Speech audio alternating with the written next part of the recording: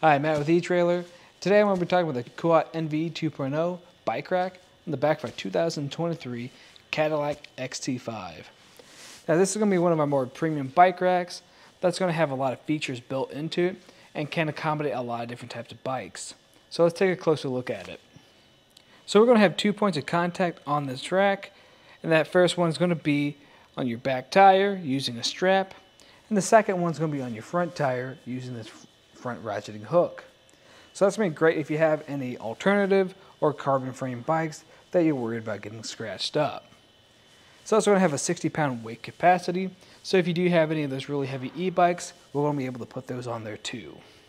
And if you ever need to access your hatch, whether you're going grocery shopping or you just need to access that gear, you can actually tilt this away. It tilts away a fair amount, and you're going to have the ability to grab whatever you need. Because as you can see right here, we still have plenty of room in between the handlebars and pedal. And you could also use this too if you want to get ready for your ride, if you need to take a seat, tie your shoes some, or grab your helmet.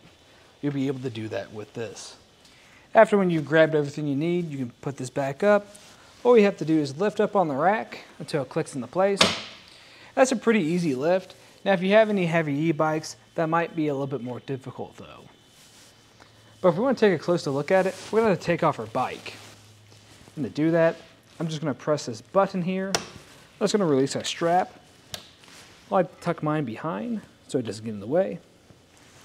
Then when we move over to the front one, grab my bike so it doesn't fall over. Press that button, push up, and then away.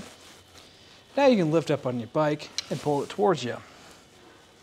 And with it off, you can take it for a ride. So a couple things to point out is going to be the first one, the strap. And what's nice about that is it has the ability to slide up and down this tray to accommodate for different wheelbases. And right next to that, we're going to have this cable, and this is going to be a built-in cable lock. That's going to be for securing your bikes down so no one can come by and take them off. After we move over to the front one, you notice that we have a couple divots, and that's for accommodating different tire sizes from your skinny, standard to your 5-inch fat tires. As for how it's going to sit on the back of here, if I measure from our back bumper to the furthest point on the carrier, that's going to be a little bit under 32 inches, which is going to be a decent amount, something to definitely take note of if you're in a parking spot or a tight space like a garage. And for our ground clearance, from the lowest point out at the furthest point, that's going to be a little bit above 21 inches. So that's still a good amount. So thanks to that rise in a shank, we're going to set it pretty high. So I wouldn't worry about making contact with the ground if you're going up like a steep hill. But putting up your really heavy e-bikes up here might be a little more difficult for you. If you want to save on some space, you can fold this up.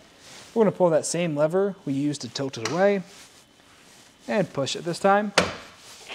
And then it's going to sit pretty close to the back of your car, but even if I shake it, you can see we're not even close to making contact with the car.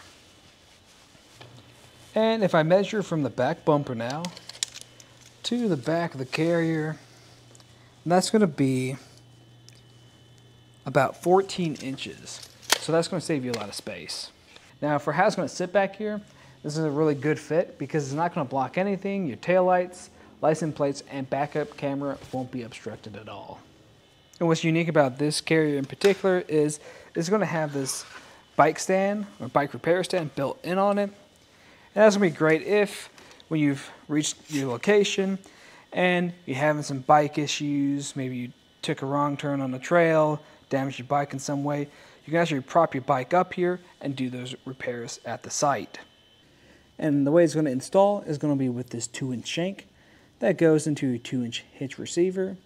And we're going to have this pin that goes through and connect to this locking core on the other side. And what's nice about that locking core, that's going to use the same key system as your integrated bike cable lock.